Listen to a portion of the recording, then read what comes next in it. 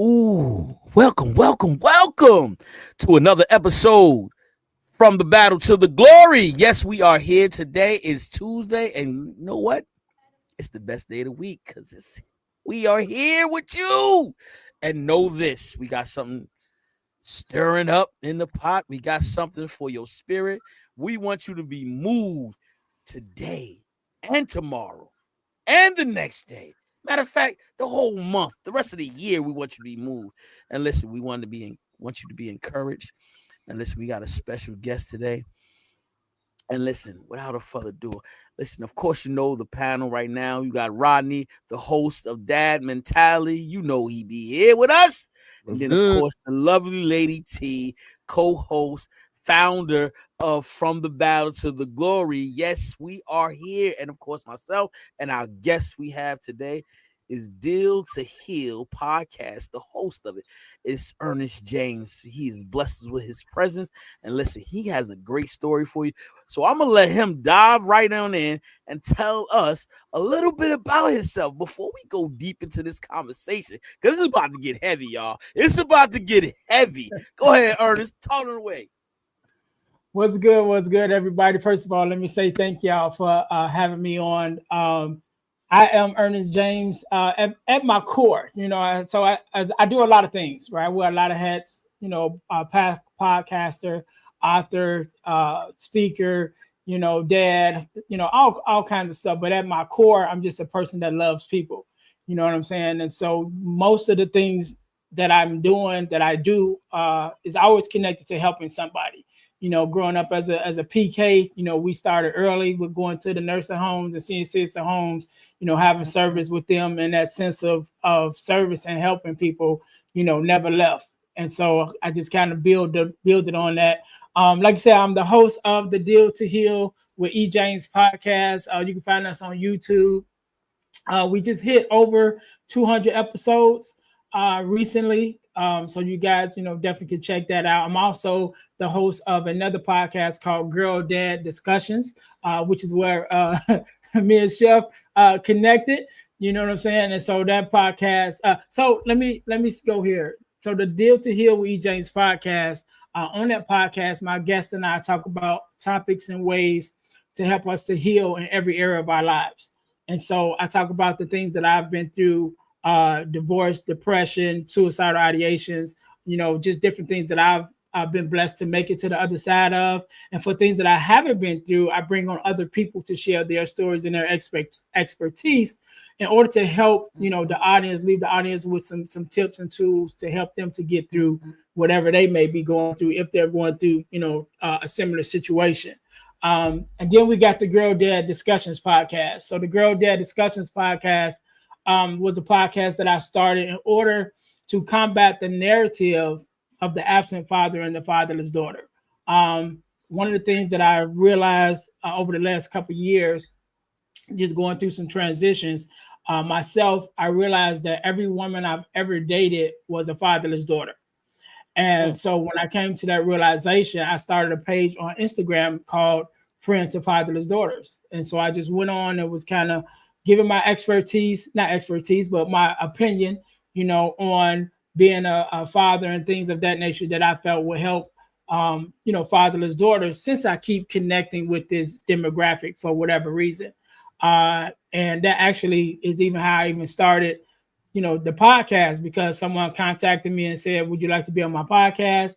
I said, sure. I never did a podcast before. Ended up doing 7 podcasts right after that. And then I had a conversation with one of the hosts and over lunch. And he was like, I think you should have your own podcast. And like I said, 200 and some episodes later, what I mean? We here. So that's my story in a nutshell. We definitely can dive deeper into it, but I always grateful to share the platform and share someone else's platform. And I love being on this side because all I got to do is talk. And as you can see, I have no problem with that. Absolutely. And I love the idea of what you're doing, brother. I think that is a great idea about, it's definitely a conversation that we have had on Dad Mentality, and I've had guests on with the same thing, that mindset of how important a dad is to a daughter. We did an episode on that too, and it was amazing just listening, hear some of the women and hearing the importance of a father figure in their life. So I think what you're doing is great. Yes, you know I Thank do. you. That's why you're here with us, yo. And but listen, man. It's a lot of brokenness out here in the world, and so we're gonna talk about, can we heal in a relationship? Yeah. So we're gonna start with Lady T. Can we heal in a relationship, Lady T? Of course. Yes and no. I'll say yes and no. I'll say yes Roddy, and what about you, Roddy? Let me ask you, Roddy, before we dive into, can you heal in a relationship? Yeah, but the key is you got to have the right relationship. I think the right relationship is definitely a starting point to healing. You know what I'm saying? Like, I've been blessed with a beautiful wife that, you know, has helped me heal and been a companion in some of the things that I've healed. And I in turn have done the same for my wife. So it's about being, but I believe that, you know, just like everything else, there's a good and there's a bad. You know, you just gotta make sure you on the good side, because everything can be used for either or. You know, so what about you, Ernest? Answer. Okay, Ernest, what about you? Definitely believe it can. From experience myself, you know what I'm saying? I can vouch that there is hope in being able to heal in a relationship. And the question part that I would say is the definition of what you mean by in, which means by, are you actually in the relationship, like actively in it, or can you just heal, you know, from a relationship standpoint, you know, even though you're on the outside of it, you know what I mean? So both of them have a different, add a different ingredient to the conversation, but either one is definitely healing that can be done.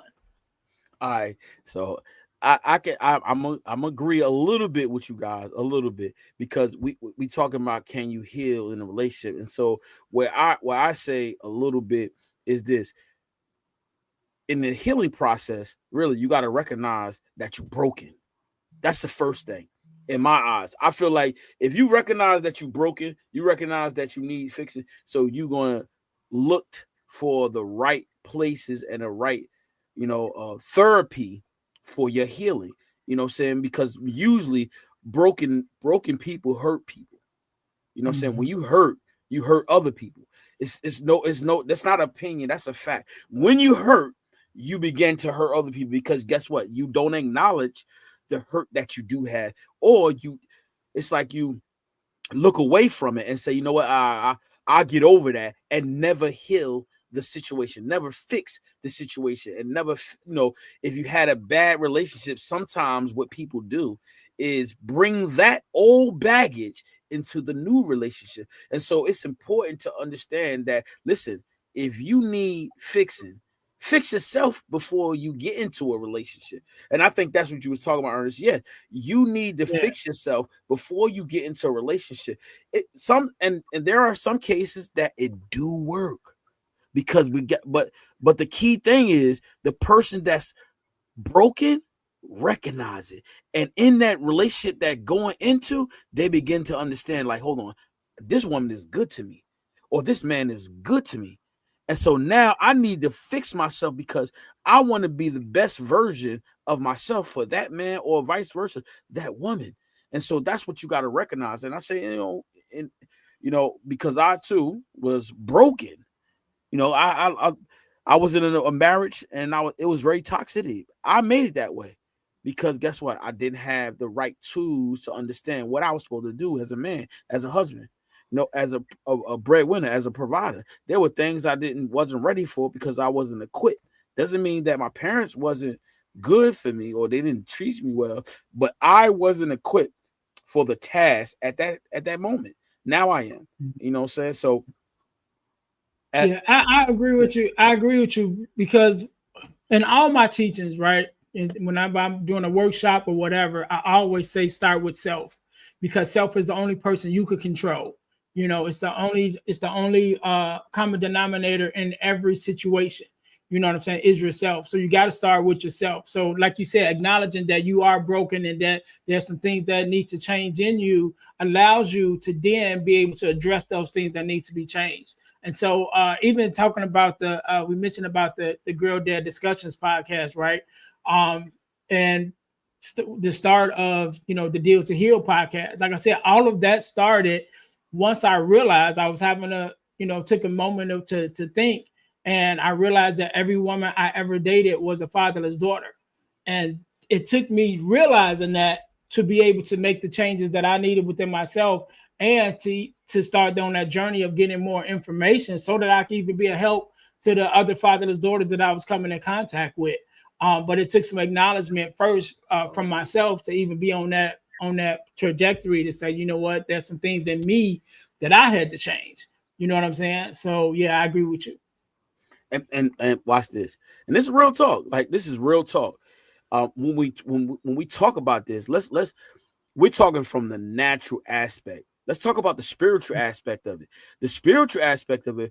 What happens when we're broken? We're supposed to go to God, and God's supposed to what? Heal us. And how do we allow God to heal us if we can't say, I'm broken, God, I need fix. Can you fix me? Teach me how to mend my heart. If you can't even do that with God, how can you do that for somebody else? Let's keep it real. God is the author of our life. So how can you talk about getting into a relationship broken and you can't even have a good relationship with the Father? Talk to me, Rodney. So, I mean, we this is actually going in the same lane. We talked about this last night, and it was talking about the fact that God sometimes has to separate you from your relationship, so that you're not listening to the other things in the relationship. You're not listening to your wife. You're not listening to your friends. You're not listening to nothing. He separates you from that so that you can recognize his voice and only his voice. And he also separates you so that you understand that it is him that is doing this. No, nobody else is doing this. Your friend didn't help you through it. Your girlfriend didn't help you through it. It was God that got you through this brokenness and got you to this point of healing. So me, myself, and now to go back into the topic of healing in a relationship, I also feel that God put people in your place, in place in that relationship, puts you with if you're doing it the right way, then God will put that person in with you who can help you, who can, like, for instance, once I got myself together, I started helping my wife get herself together. And that's the way the order is supposed to be, but it still can work both ways. You know what I'm saying? My wife definitely helped. My wife, we came to a point where we ended up helping each other, but we both had to do the same thing, which was get closer to God first. And then we were able to help each other. Because if you don't have that strong relationship with God, like you said, you can't help somebody else because you ain't even help yourself. It's that same philosophy that people say all the time on the airplane. When tragedy happens, you got to put that gas mask on. You got to put that oxygen mask on yourself before you can go help anybody else. And I totally believe that. But yeah, but once I worked on that, then it became a point where the other thing is when you know you're working with a godly person, it makes it easier for you to accept what they're saying to you. Because a lot of times when people bring out your problems, bring out your issues, the first thing you do is get defensive. But when you know it's coming from a godly place, it makes it so that you can receive it in love. I always talk to my wife about, me and my wife always talk about, receiving what I'm saying to you in love. Understand that I'm not saying this to you to hurt you. I'm actually saying this because I want to help you. I want you to be a better person. I want you to be the best version of yourself. So you got to be able to have those conversations in love, because a lot of times when we are talking to somebody, family members, friends, somebody is close to you, the first thing that is natural to you is to get defensive, to want to take, whatever they want, whatever they're saying about you as an insult. When in actuality, if it's coming from a place of love, it's coming from a place of God that, it's really to help you be the best version of yourself. Lacey. Oh yeah, finally I get to come in. Okay, yes, Rodney, I agree. We get defensive because we are mirroring. We are we have relationships in life that is a mirror of ourselves, and we don't even realize it most of the time. God puts in our lives people that reflect who we are, or the shadow part of ourselves, or the other side, negative side, that we need to, reconcile with and say, forgive them, trust that God's going to take care of it, and let God show his glory through what he does, revelations, true transformation in their life, that it can be a part of what we can see for ourselves. So what I'm basically saying is all of our relationships are a mirror of ourselves. Every relationship that you come into is a reflection of you and how you deal with yourself, on if it looks negative or positive. But most of the time we look at it as a negative. And when we look at it as a negative, are we able to have compassion, empathy, and love, forgiveness, to be able to say, I forgive, I love you, and I'm going to show you the healing power of what God can do in this situation, no matter what it looks like. That's what God can do. So let me get back. I was listening to y'all and I wanted to say something. I've always heard hurt people, and healed people help heal people. That is the other part of it. There is something about healing that can truly help heal another person. And we need to remember that there's another side to what we do is what we think is hurtful. If you think it's hurtful, sometimes you might need to look at yourself and say, why am I hurt by this? Because it might be something very sensitive to you. It might be something that you have a trigger to, something that might make you feel uncomfortable because you don't know how to deal with it. That is something about you that you need to see within yourself. And don't blame it on another person. Don't blame it on God. Look at yourself and say, this is who I am. I need to work on this because it was revealed to me about myself, and I need to work on this. That's what God can do to us, because healing power is always present. It is never void. It is always present in every situation, but how you look at it and your perception of it matters most. And so I feel like what I want to give is encouragement to each and every person, right? We always talk about how we want to encourage people, but if you're encouraging, you need to look at some people and say, look, stop being blind, honey. Wipe your eyes from the shadows that you are sitting up here holding hostage and saying, this is the reason why. No, look at yourself, put that to the side and see what you need to change. You cannot continue to blame everybody else. It has to be you. Something about you needs to be fixed. So that's all I wanted to say, y'all. Hey, just to add. Go on, go ahead. Yeah. If I could jump in real quick, Lady T, I definitely appreciate everything you said, but you said the F word, right? Which is forgive. And a lot of times we forget about that. One of the things that I've been blessed to be a part of over the last 4 years, we've been doing it for 4 years now. I'm a part of an organization called the Forgiveness Mission. And we have free virtual workshops every bi-monthly talking about forgiveness. And we've been doing it for 4 years now. And one of the things I talk about even in that training is forgiveness of self. That's the part that I address. But everything starts with forgiveness, especially when you're talking about healing. There is a self-recognition that has to happen. What part did I play, in this? What changes do I need to make? And first of all, being able to forgive myself for some of the changes or some of the choices that I may have made that now I don't agree with. But 2020 hindsight is always 2020. Once it's over, you always can see, oh man, I should have did that better. But how do we forgive ourselves for those, for those things? And then once we're able to forgive ourselves and recognize the part that we played in it, then we can look at the other person in the relationship and say, what do I need to forgive them for? And what are even some of the things that I have to forgive myself for, because it may be in my action that made them react a certain way. You know what I'm saying? And then now I'm saying, well, you reacted this way and you shouldn't have. No, but it started with me. What was my action that triggered them? And so that word forgiveness, I think, is very, very strong, especially when you're talking about healing. You got to be able to forgive, whether it's yourself first, you know, and then, you know, recognizing the other person and the things that you may have to forgive that other person for. Yeah. The one thing I wanted to add, just to add to everybody, is that, you know, that's why God, you know, want us to be around, you know, like-minded people, evenly yoked. That's part of the relationship. When you start looking at that right there, you can dissect it better. And because guess what, when the time is right and you hurt and you're broken, guess what, you're around the right community. It helps you build you up.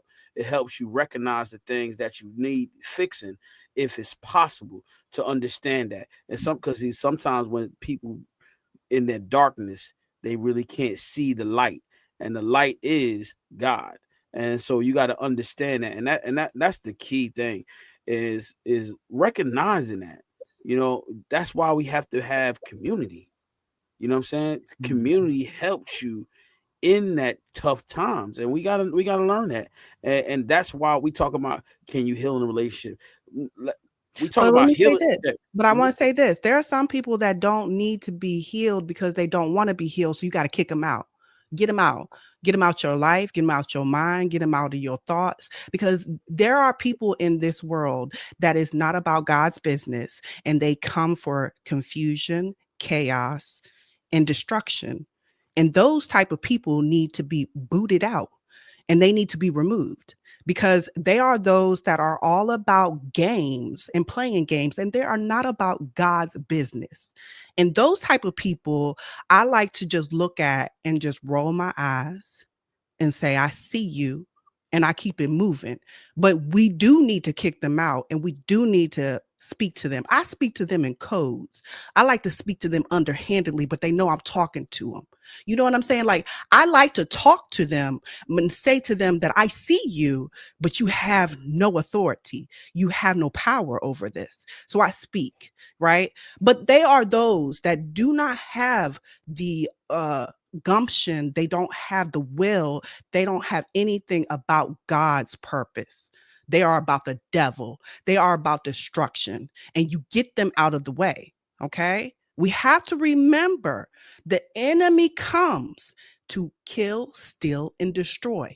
And if you are about that kingdom, you cannot be in this house. That's what we have to tell one another, those that don't want to hear. And you know what I'm talking about. Only those that know what I'm talking about know what I'm talking about. I just had to add that. No, T. No. Hey, T, but that, yo, T. I love it. In the healing process, right? What you saying, and people got to understand, that's what that discernment coming at. And some people don't have that. We talk about that all the time. Is that right there, acknowledgement, knowing the people that's not for you, you got to sometimes, and they don't care about being healed. They like, yo, I'm here to destroy. Like you said, they here to disrupt everything that's going good. Just think about it. You know, I was listening to a sermon, right? And when you're standing with God, when you walk in the room, you got this light about you. That you can walk in a room and it's all dark, but there's a light over you. There's a beacon. They can see that.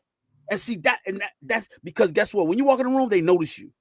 They notice you already. So guess what? If they're not in that same light, that same atmosphere, guess what? They looking at you differently. They like, wait a minute, this person not even like me. Why are they coming here? And so now they trying to destroy everything that you're standing for. And so that's the key, being able to discern what's going on in the atmosphere. That's a key component to knowing and recognizing the enemy to your soul is trying to steal, kill, and destroy what you have, especially when you walk in his purpose and the purpose that he has for you. That's what he's trying to do. So you're right about that. That's what, hey, listen. And the ones that don't understand what discernment is, listen, that's the being able to discern the difference between if somebody's for you or against you. Positivity. The devil has his children too. I Those just want you to know. those are opposers. Yeah. Those are the opposers. Go ahead, Ernest. I know you want to jump in. Go ahead. Yeah, I want to jump in real quick because it's two things that y'all brought up that I want to comment on. The first one is community, right? So I always say, my grandmother was the baby of 12 siblings, right? And then she had 10. My mother was one of the 10, and then my mother had 9, right? So I got 8 siblings. So when it comes to family, you know what I mean? And this is just my regular family. We ain't even gonna mention the church family, is like super large. But that is the community that I come from. So I'm big on community when it comes to connecting with people. And so the Bible even says, fail not to assemble yourselves together. So when it comes to that community and the company that you keep and the people that you're around, it plays such a pivotal part even in your healing, because you can't be around toxic people and expect to be healed. You know what I mean? You can't be around people from broken, I don't necessarily want to say broken homes, but definitely in broken relationships, and think that they're going to give you some advice that's going to actually help your relationship. Like it ain't going to help. It ain't going to work. And the other thing I wanted to touch on, which is one of the things that you mentioned too, when it comes to people wanting to be healed. One of my pet peeves is when I try to talk to somebody or somebody come to me and the issue that needs to be addressed, and they say, well, that's just who I am. Like, bro, like, no, if that's who you are, and you see that it's a problem because it came up, then you can't use that as a scapegoat. Like, that's just who I am. Well, then you need to become somebody else, because that's not working. You know what I mean? That's not working in a relationship. Whether you, whether it's a friendship, whether it's a marriage, whether it's a romantic relationship, if something is brought up that needs to be addressed, you can't fall back on that just who I am, because now who you are may be toxic and it may not be beneficial to the relationship that you're in. So if it comes up and it needs to be addressed, then you may need to become somebody else in this situation. You know what I mean? And so that's just one of my pet peeves. I hate when people, and being the kind of person that I am, and I'm sure y'all are like that too, you are the person that everybody comes to. But then you get those again that come to you and it's like they already got their mind made up that they're not gonna change before they even had a conversation. They're like, why you call me? You know what I'm saying? Why did you call me? Hey, Ernest, you sound like me, because I used to say that to Rodney all the time. He be like, "Oh boy, hold on, what you say to me? Hold on, what you say to me? I need to know what you say to me all the time." When those people come to me when they want to talk to me, and I already know they not coming with nothing good, they coming with something negative. They not even talking nothing prosperous. They like this, and I ain't gonna say where it be at, because you know what I'd say. They just be like, "Oh yeah, it's all negative." I'll be like, yo, we can't talk about nothing else. But when I start talking about God, they don't want to hear that. They already like, nah, I'm good, and walk away. But they want to talk about everything else under the sun, but they don't want to talk about that. Now, why is that?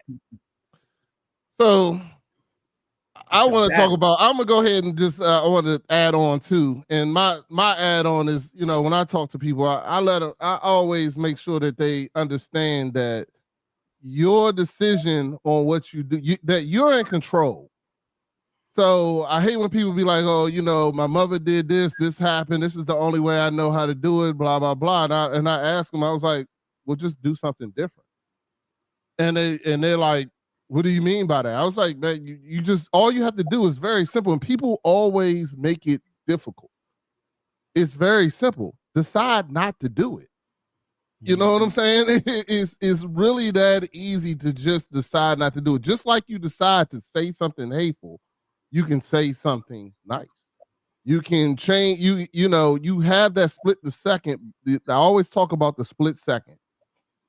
Before you get ready to hit somebody, there's a split second that you go, I'm going to hit them. And then there's also the time that you already done pre-decided before anything happened. Hey, the next time they step to me like that, I'm punching them in the face. They ain't even stepped to you. You've already decided to do it. And a lot of people don't seem that not a lot of people don't want to take responsibility for the fact you made the decision already. Like you already made that decision, or then right before you did that, you made that decision. And that was like one of the biggest things that I had to learn, that I learned through therapy and learned through my healing, is that I am in control. I used to give this excuse all the time. My wife made me do this. My wife made me punch a wall. My wife made me do that. And once I realized that, I started hearing that decision in my head. I made a decision. I made my own decision to change it. Like, nah, I'm not gonna, people don't understand that you give people power.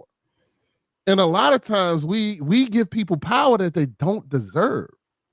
Like, why did you give that person enough power to make you act in an ungodly way? You know what I'm saying? Like, it's your decision. You're deciding to do that. And just like you decide to do that, you can also decide to pray for them. You can also decide to take yourself out of that situation. You know what I'm saying? Like Chef Dennis say, he, you know, when people come at him, he run away. But you know, but it's just it's just a decision. He jabbed me already. It's just a decision that you can make. You know what I'm saying? You can actually not run like him and just walk away and decide that this might not be the time to have that conversation. Or you can decide that, you know, that I'm going to pray for you right now.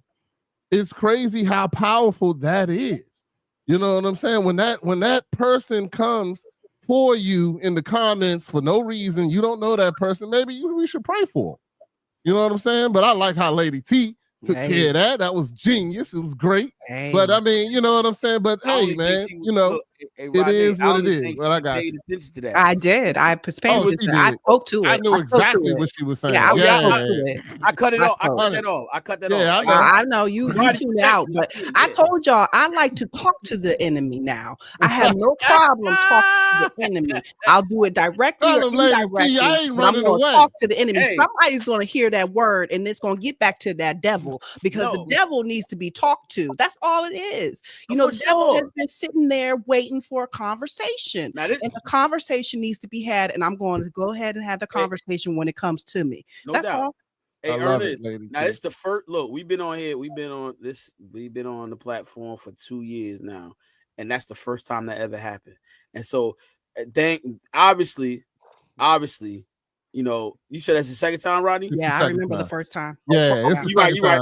Second but it's time all good. But I got But the thing about it is that, understand this, we all recognized it, but that's what the enemy does, because we're doing something for the glory of God, and so now he want to slip right in and disrupt it, and all four of us was right on it, and Rodney texted me, and boom, because that's what he want to do. He want to disrupt. He want to get our attention somewhere else, and guess what? No, he don't get the glory. And LAT, you was on point, and you was on fire with that. I was like, yo, yes, and I let you go. It's unfortunate that it has to be like that, though. Really, it is unfortunate because it feels like, you know, if what we're trying to do is encourage people, but yet there's somebody somewhere out there who is discouraging, who wants to destroy, who wants to have, you know, destruction and to kill, and it burns me up. I've said this before, okay? It burns me up to allow us to sit here and let the devil have any authority and power. I feel like there's something else that needs to happen. And so I'm doing my best to calm my nerves and use my words, let the Spirit of God speak through me and say what needs to be said. And, you know, I'm going to be okay. Well, pray for them, Lady T. I loved it. That was how you spoke was eloquently. I was impressed. That's how it's supposed to be, because guess what? It isn't my first time dealing with it. I've had it before, but I've never dealt with it. That was genius. I loved it. So, you know. But anyway, let's get back to the topic. You know what I'm saying? I love Only us four know about it.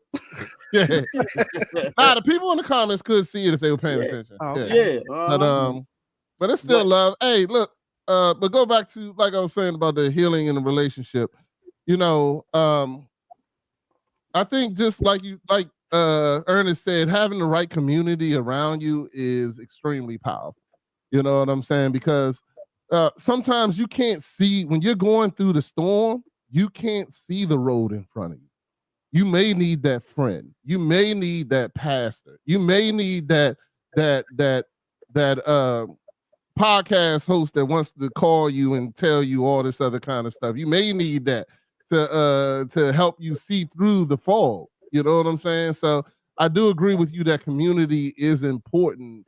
you know, especially when you're trying to heal and you're trying to grow, but you just got to have the word of the day discernment to know who's really here to help and who's really here to hurt.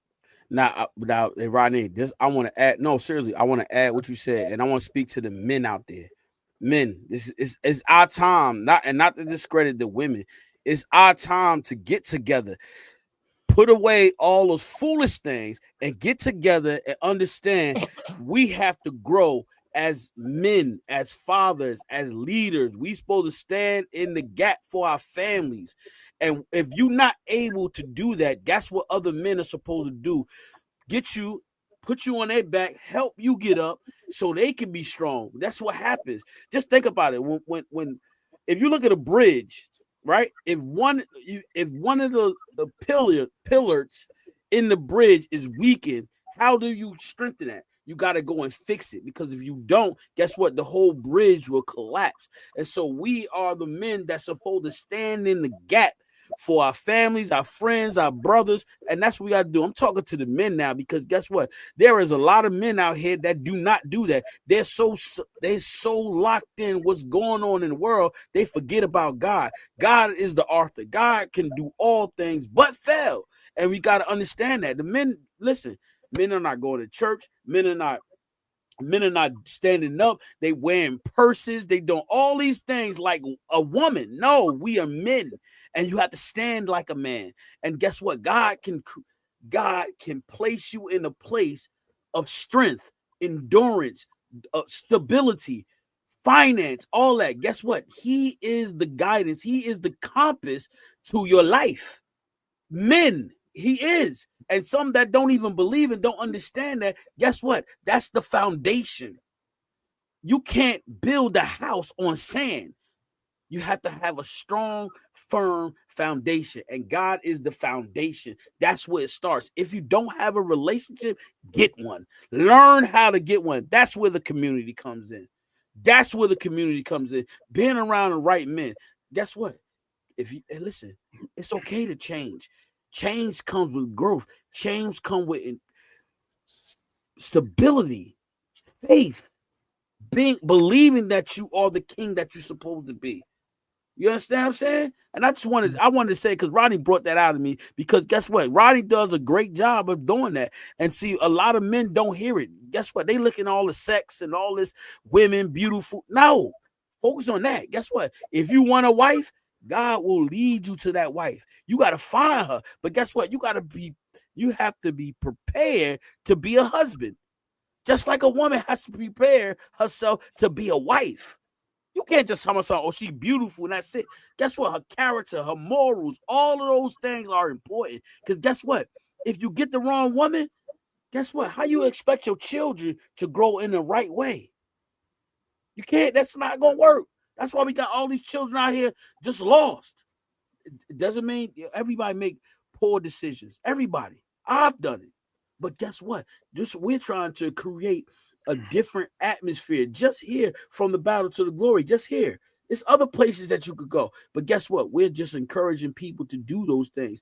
Go ahead, Lady T. I know you want to say something. You want to jump in. Go ahead. No. Tag you in. I think Ernest wanted to say Oh, something. Ernest, go ahead. Tag you in, Ernest. I'm chopping at the bit, right?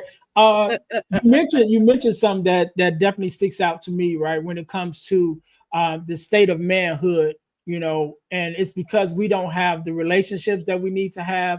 We don't have the accountability that we need to have with one another. You know, one of the things I'm a part of here in the Chicagoland area, I'm a part of a organization which is Champs Male Mentoring, right? We got 4 locations here in Chicago, and we got some other locations, you know, around the United States. Shout out to Dr. Vidal Singleton, who started Champs. But it's a male mentoring program, right? And so we, you know, of course, we're mentoring young men. But one of the things I recognized a couple of years ago, even as I was preparing to become a mentor myself, I started an organization called Man Up, which stands for men. Dang, my mind just went blank. I hate when I do that. It's called Man Up. Dang, I can't think of the name. And I Come back to it.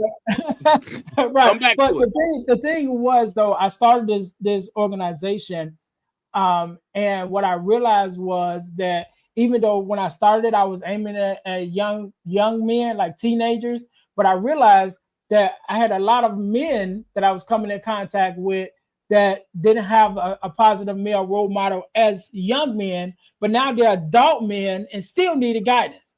You know what I'm saying? And so that made me broaden my scope even more to say, okay, let me connect with other adult men so we can have these conversations and begin to sharpen one another to give other adult men the relationships and the guidance and accountability that they didn't have when they were younger either. So it's one thing for us to reach out and to be mentors to, you know, the younger generation, but there's some of us who are older and didn't get the lessons that we needed from a father, you know. Mhm. And one of the things that God blessed me to be able to say, even when I talk with the young men that's a part of our organization with some of the other mentors, you know, you hear the stories and it's like, well, you know, a lot of the mentors is like, well, I grew up, you know, without my father. And so that's why I became a mentor, because I want to give, you know, the younger generation something that I didn't have.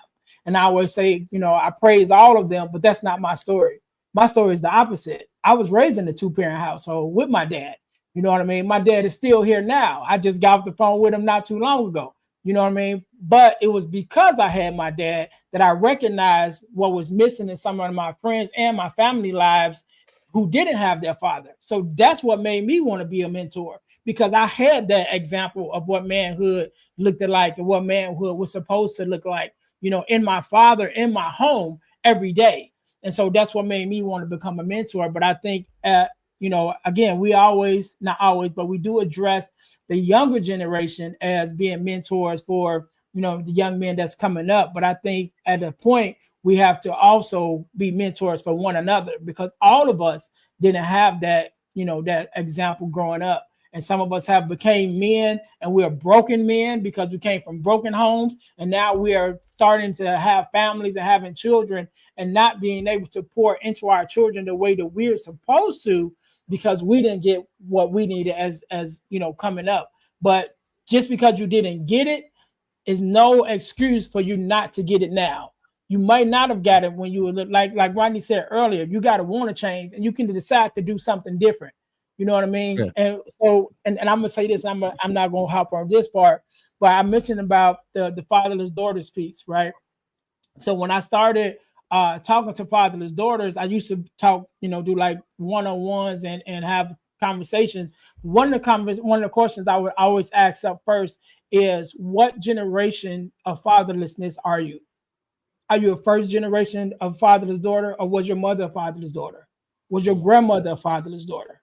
And generally, when I ask that question and they start looking back, it's usually generations of fatherlessness that it came part that it has, you know, manifested in generation after generation. And like Rodney said, then I have to address it. Okay, now that we know how many generations came before you, you decide how many generations are going to come after you.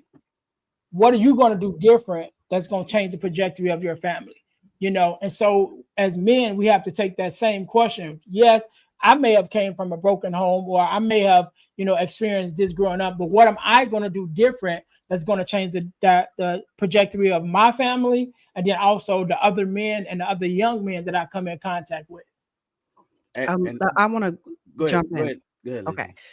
What you're saying is, Ernest, is something that's so profound, because if we're talking about this topic, it's like, if you're thinking about it, you're healing with someone. That's totally different, where two individuals consciously, you know, possibly hold space for growth, you know, seeing one another. But then there's healing through someone, and that can be absent people in our lives, and we can use that as a tool and a trigger to solve unresolved wounds. So when you were saying all this, I'm like, yeah, because that's basically, you choose how you want to heal, but the healing starts within you. You have to decide if you're going to say, okay, I have this relationship with someone, or I don't. I can use this as a tool to help me heal, or I can say, I'm going to go to this person and, hey, we need to learn to do something better to heal one another. And we can solve this together for our personal growth. We can come together. Like, I get what you're saying with that, because that's very, like, something needs to be said about that. How we choose to heal is learning how to see our relationships, how they are, and accept what they are and learn from them. Look, I want to say, I'm gonna be transparent with you guys, and this is what we talk about. We talk about men. Now, our biological, I have 2 daughters, but my wife has 2 sons, and so I had the pleasure of help raising them just a little bit.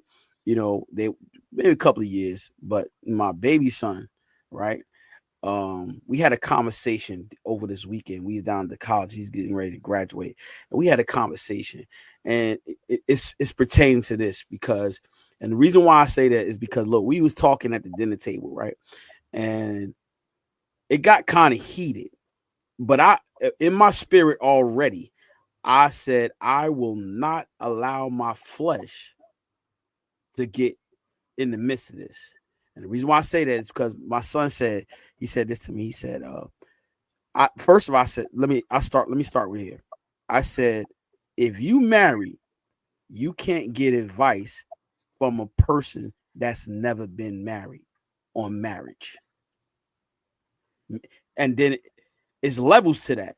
If this person is in a relationship, the relationship is different from a marriage. He wanted to say, oh, it's still a relationship. No, it's it's a covenant. It's you honoring this person way greater than in a relationship, right?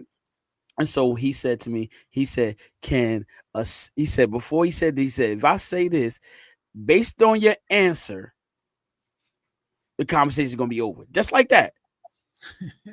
Just like that. So I was like, so he asked me, he said, can a 6-year-old give me advice? I said, no. You know what he said? He said, conversation over. Mm-hmm. Conversation over. That's what he said to me. So I said, I said my flesh was about to flare up, but God had already spoke. No. So he ain't say nothing no more. I ain't say nothing. He was eating. Then he started to talk, and I ain't say nothing. I didn't have no conversation. He said, oh, now you've been a hypocrite. I said, wait a minute. I just gave you a little taste of what you just did to me. You told me the conversation is over. But the moral of the story was this, is that we was able to have a conversation because we have grown together to understand sometimes we're not going to agree. And the moral of this, I brought this to y'all guys, is that the flesh sometimes will go against the spirit. That's the thing, is because it was a conversation. It was good at first, but I know his spirit was moving and mine was moving. And guess what? And if we didn't have a relationship, it could have got ugly.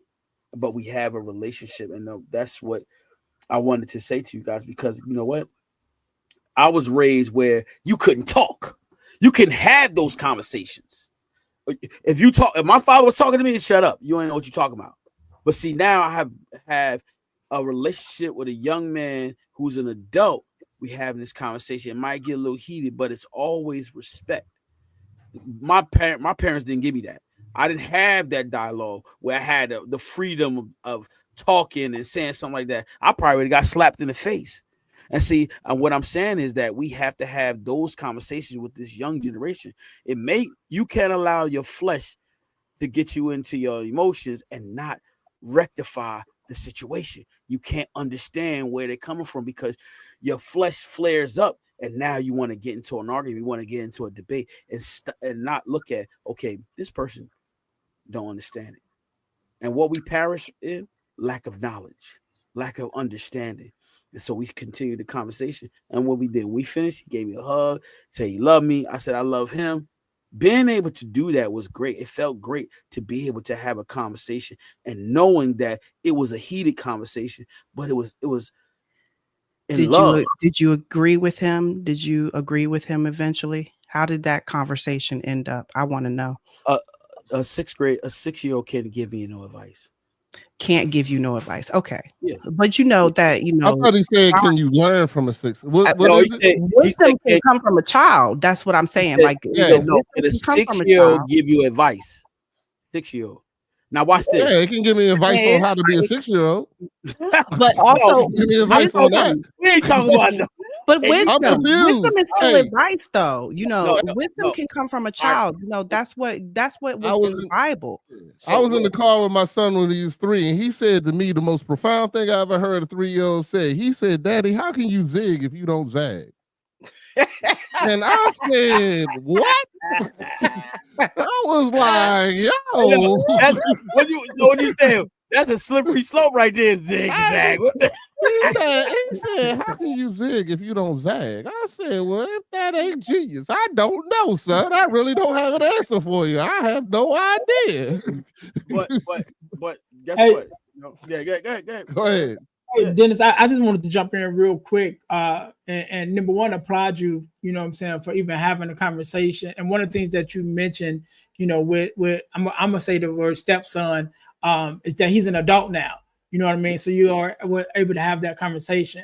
Like yourself, I have one biological child, which is my daughter, but I have 4 stepsons, right? My daughter is the youngest of my 5 kids, you know, and I remember when I came into the life of my sons, they were older. I think the oldest was probably 10. And I came in, and one of the things that I told, well, 2 of the things that I told them, which kind of built the foundation of our relationship, even up until today, I said 2 things I want you to always remember, no matter what. Number 1 is I love you. And number 2, I have your best interest at heart. Because I know we're going to get to the point, you know, and they weren't even teenagers at that time. I know we're going to get to the point, right, that, you know, you're not my daddy going to come up. I know we're going to get to the point where you're not going to like some of the things I tell you. I know we're going to get to the point where you're not going to like how I discipline and all of that. But if you remember these 2 things, that I love you, number 1, and number 2, that I always have your best interest at heart, then you know at the end of everything that we're going to be straight, you know. And, you know, of course, being a stepdad that's a whole nother conversation. Word. But like I said, all my sons are grown now. And I always say this, the one that gave me the most trouble is the one that says I love you the most now. You know what I'm saying? And so I always, you know, so I'm like, hey, so I just want to applaud you. The fact that you, number 1, you can even have the conversation. And you said y'all was sitting at dinner. So that means y'all came together. You know what I mean? So that within itself, you know what I'm saying, speaks to your guidance as a man and as a father, to be in the life of this young man, to the point that now he's in college and can make his own decisions, and decided to sit down and break bread with you still and to have a conversation. And Ernest, you know what else I said to him? I'm just what you said. So this is what I told him. I'm gonna say this to his older brother too. I say this all the time. I said, listen, when God allowed me to come into your life, this is no show. This is real. I say this because I had to say that. I said, when God allowed me to come into your life, all I wanted to do is add value and pour into your life, as well as allowing you to pour into my life. That is it. I love you. I said, when I came in, I had a step parent. But I did, when God allowed me to marry his mother, it was no step parent. It's like, that's my son. I'm going to go to war for him. Even if somebody say, well, that ain't your real son. I say, yo, listen, guess what? No, he my son. You want to fight physically, whatever, we going to go to war, because I love his mother that much. So you have to love the other person's child as much as your own, because guess what? If you really love that woman, you're going to love her kids, even in the midst of them not being obedient to you, or they're just being managed. You know what I'm saying? You still got to love them, and you got to have compassion, because God gives that mercy and grace to all of us. Even when we don't listen to him, when we supposed to do the things that he wants us to, he say, I'm still going to show you mercy. I'm still going to have grace for you.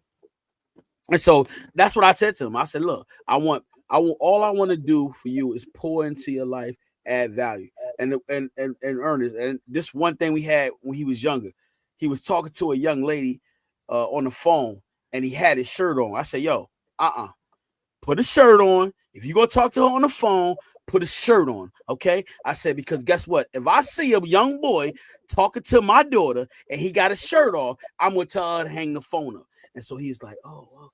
And look, he got into a little thing with the parent. The mother saw it, right? And told the daughter to hang up, don't ever call him again. You know what he did? On his own, he wrote the mother letter, wrote the girl letter, went to the house. I took the house and apologized and everything. I never said, I told you. No, because guess what? He was smart enough to understand that all I wanted to do is show you. It's about respect. You're talking to a young lady on the phone. What are you trying to do? Entice her? No, we let's get that out of here now. Listen, you trying to talk to her, go to the house and chill and relax while the parents there. Okay, do it respectfully. That's what you got to do. A man that's really trying to look at a woman and respect her, he don't need to talk to her with no shirt on while you on the phone. Nah. And guess what? And to this day, look, we got that understanding. It's about respect. Respect that woman. Show her that you got class. You know, when y'all together, that's something different. But I'm saying you trying to get to know this young lady. Oh, show her respect. Show her that, you know what, I ain't trying to get into your pants and all that type of stuff. And look, that's a whole nother story. But I just wanted to share that with you because guess what? That was my journey as a father, as a man, but teaching. And I'll say that to any other man. Look, we talk to a young lady on the phone, you don't gotta have your shirt off and trying to entice her. Because guess what? If she had her shirt off, what you think she trying to do to you? Entice you. Get you down that wrong road, right, Lady T? Rodney, well, you been real quiet today, man. What's going on, man? No, I ain't saying nothing. I was listening, brother. I ain't got nothing to say about shirtless kids and stuff. I don't know nothing about that. I ain't got nothing to say about that, brother. Rodney, we're not going there. That's right. I have no idea about none of that. Yeah, well, you weren't allowed to have a shirt off in my house unless you pay a bill. So no, that's right. Same thing here. My dad was like, "Oh, man, go put a shirt on. Nobody want to see your bird chest." I went through that with my kids too, my sons, because all my sons play football. So once they start working out, and this is another story I share this. Once they started working out, you know, then they wanted to walk around with their shirts off because they thought they was, you know, built or whatever, right? So me and another minister started a church, right? And our church was in existence for 10 years. But in the midst of us having the church, we had pews when we first started in the sanctuary. So we were getting new carpet put down in the sanctuary. So we had to take all the pews out to church. And so I told my sons, all right, we got to, you know, pick up all these pews and take them out to church. And so they come in there, of course, you know, they had their shirts on, you know, but they wanted to, you know, show off how strong they is. It was me on one end and two of them on the other end of the benches. And they were struggling. I'm like, bro, I said, those workout muscles ain't the same as work muscles. You know what I'm saying? I said, I might have a little stomach and I ain't cut up. I ain't got no six pack. I got a keg. You know what I'm saying? But when it comes to actually working, I can pick up this one side and there's two of y'all on the other side. And I'm twice as old as y'all. You know what I mean? So all the muscles and stuff don't mean nothing in real life. Yeah, you know what I mean? So I always tell them, like, them workout muscles ain't nothing to do with work muscles. When you have to have the muscle to work, to real work, to get out here and do something, it don't mean nothing. It look good in the mirror at the gym, but when you get on that work site, you know what I mean? Which is crazy. How is that possible? It's called old man strength. That's what I told my kids. I must say grown man strength. Yeah, grown man. It's totally different. That thing is totally different, boy. I'll tell working you. It out for years. But I'll tell you, Lady T. So I'm a bricklayer by trade, right? 22 years, I think I've been doing it now. And I had that conversation with somebody the other day. A young lady was like, "Oh, you know, y'all construction workers, y'all must be like in fit and in shape." I said, "No, that's a misconception." Right? I said, "You come on the job site, you'll see all kind of big beer bellies and everything, because the work that you do is different than workout. When you're working out in the gym, you are specifically saying, okay, I'm gonna do this movement for this muscle." Yeah. Right. So when you get out on the actual job site and you have to pick something up or turn or, you know, lift something, it's completely different because you're using different muscles and you're actually doing the full range of motion. So if you're in the gym and you're doing this because you want this to be big, but when you actually have to pick up a brick and lift it up over that rebar, you know what I'm saying? That's a different kind of strength and you're using different muscles. And so, you know, that gym workout, it looks good in the mirror, but when you have to actually go to work, and put them muscles to use, it's a whole different thing. Makes sense now. Yeah, I got my sons when they went through that phase, you know, unfortunately I'm an ex-football player and all that other kind of stuff. And, you know, my son, get big enough and he want to bump me in the hallway and stuff like that and this, that, and the other. I was like, oh, you got a nice six-pack there. He's like, yeah. I was like, all right, this is what we're going to do. We're going to stand right here and I'm going to let you punch me in my stomach as hard as you can. But the only return is I get to do the same thing back.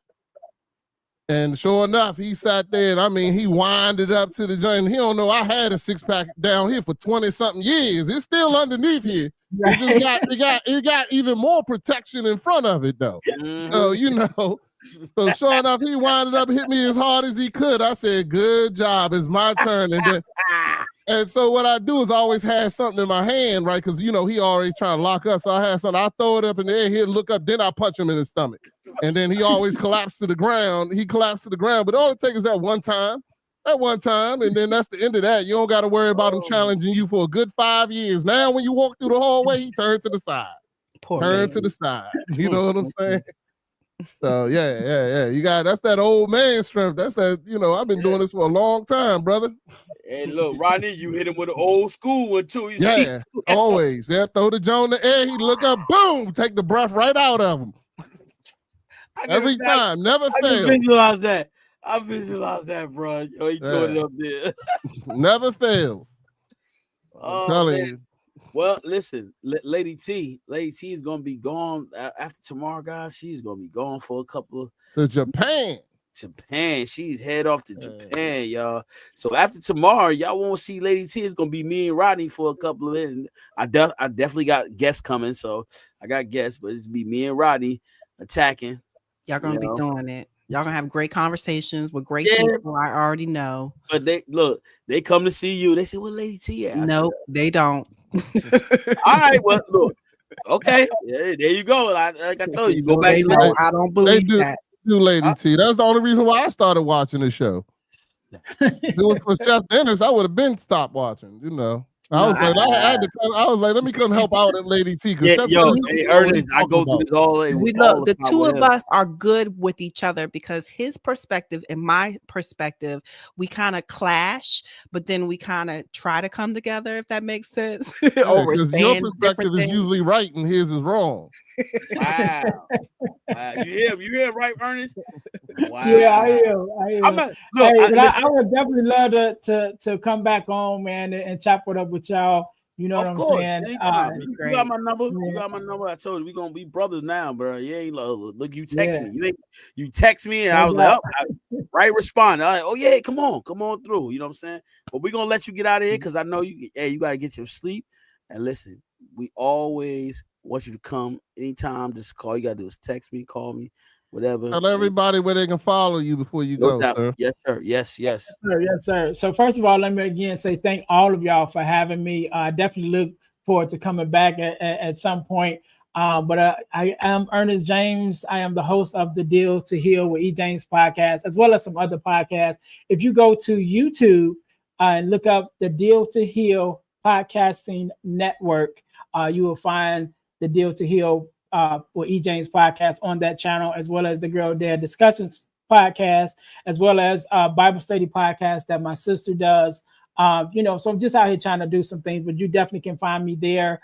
And also ErnestJamesSpeaksLife.com, which is my website as a professional speaker to have me to come out to talk with you guys, to talk to your school or organization. And last but not least, I also have a private Facebook community, the Deal, Heal, Fulfill community. You also guys can, come check me out there where I'm able to pour a little more into you guys, as well as build community, which we talked about earlier, which is very important to me. Build community to help us to heal, to help us to deal. And because my mission in life is to help people to deal, heal, and fulfill, to deal with your problems, to heal from the pain, and to fulfill your purpose. And that is my mission. And I hope that I fulfilled that mission tonight. So I definitely appreciate you guys for having me on. Oh, we love it. We love it, man. Listen, you got my number. You can call me anytime. I'm always available. That's just me. But enjoy the rest of your evening. Get some sleep.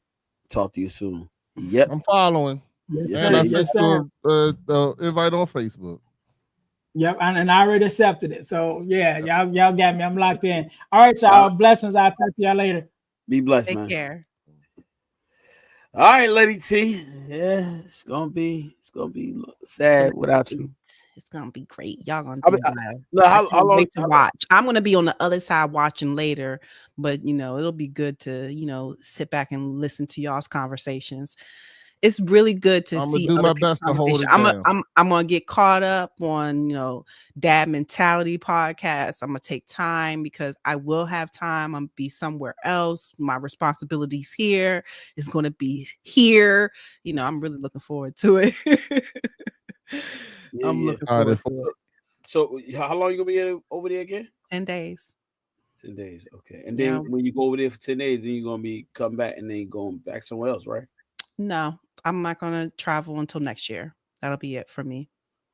Okay. You got anything exciting planned in Japan? Yes, spots that I don't know for sure because I can't, say it. But Yeah, I got my daughter's been twice, and so they are really considering thinking of living there. And so my other daughter and I are trying to get a little bit familiar just in case it does happen. And so yeah, I hope it'll it be helps. interesting. But I'm so loving it. And everything that's happened with Japan, recently, if you're watching the news, it's like, it's like, wow. Don't believe it.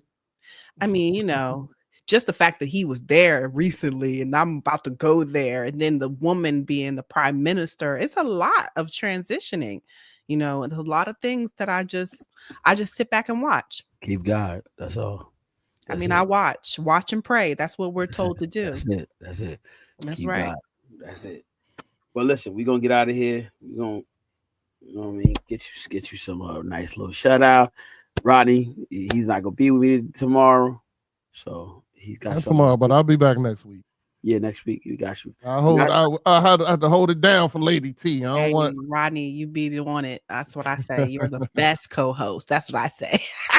You're the best non-co-host, but you're the co-host. Yeah, I got you. Yo, dang, I just get thrown under the bus all the time. And you're the host. That's what you're, this is you, okay? From the battle to the glory. Chef Dennis, you are putting it out there all the time. Yeah, yeah. Oh, he put it. Yeah, he put it up there right here too. He put it all up there. There you go. Yeah, perfect. Yep. Yeah, man. Listen, it was great, man. Oh man, yeah. Hey, Rodney, just check out his daughter thing. Oh, don't worry, I'm definitely gonna check it out for sure. Me too. Yeah. So just check out his daughter thing. I got the echo going. All right. My bad. Stay focused, sir. Stay focused. Yeah. But man, it's always a pleasure to have you up here, man. For real, man. See. I wish I was able to come see you, man, when I was down there, but so much was going on down there. I couldn't even go down there and see T. Oh, wow, okay. It was too much. Look, it's 3.5 hours to drive up there where y'all live at. I was like, oh, 3 hours there, 3 hours back. I had to drive an hour to the hotel. I was like, oh, 6 hours to get there from my house to there. I was like, yo, nah, I ain't gonna do all this driving. And then when I got there, look, when I got there the first day, boy, he had me walking all over the place. I said, hey, I ain't no college student. My wife was like, you funny. I said, man, what? Oh, nah. The second day, I was like, yo, I'm not doing all this walking. I'm talking about he had me walking like I was on a trail. I was like, man, bro. I go get my car. My car was far too. No, for real. My car, my car was far. I said, you're gonna have to take me to get my car, but that jump was up the hill, down the hill. I was like, oh nah. I done fell and twist my ankle. I said, oh, that's it. They didn't look. They was walking in front of me. They didn't even see me fall. Look, the crazy part is somebody see me fall, and look, they say, what happened? I said, I fell. So I heard the person that was walking on the other side laughing. He said, oh. I said, God, no, you didn't even say it was all right. You just start laughing. I was like, dang. Luckily, I ain't twist my ankle bad, though. I did twist my ankle, though. I said, dang. But listen, it was lovely. I got to get out of here. Listen, Lady T, Rodney, I see you next week. Lady T, I see you tomorrow. Be blessed. Be encouraging to someone, ladies and gentlemen. Peace. We love you. Y'all later.